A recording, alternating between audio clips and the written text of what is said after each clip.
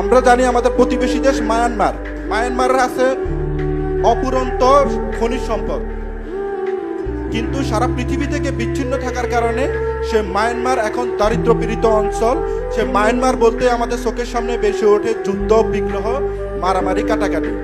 অথচ কোনো প্রকার সম্পদ না থাকার পরেও, কোনো প্রকার দক্ষ জনবল না থাকার পরেও রাজনৈতিক হানাহানিতে জর্জরিত একটি দেশ সিঙ্গাপুর। লি কুয়ান যখন হাতে নিলেন, একটা কানেক্টিভিটির প্রজেক্ট হাতে নিলেন, যে সিঙ্গাপুর হবে সারা পৃথিবীর একটা কানেক্টিভিটির হাব।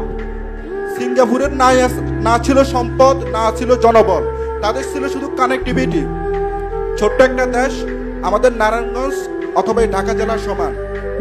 এই ছোট দেশই কানেক্টিভিটির মাধ্যমে সারা পৃথিবীর বড় বড় কোম্পানিগুলোকে সিঙ্গাপুরে জায়গা করে দিয়েছে। সিঙ্গাপুরে এসেছে বিনিয়োগ করার জন্য, সিঙ্গাপুরে টাকা নিয়ে এসেছে, সিঙ্গাপুরে কানেক্টিভিটি নিয়ে এসেছে।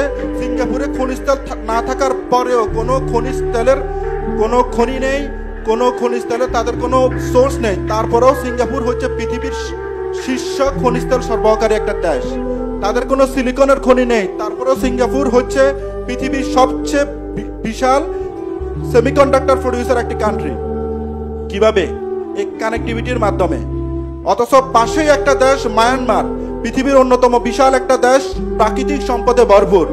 কানেক্টিভিটি না থাকার কারণে তাদের সাথে বাংলাদেশের সম্পর্ক পর্যন্ত ভালো নেই, প্রতিবেশীর সাথে সম্পর্ক ভালো নেই। এই কানেক্টিভিটি না থাকার কারণে মায়ানমার দারিদ্রতা, যুদ্ধ বিগ্রহে দিনের পর দিন ধ্বংস হচ্ছে।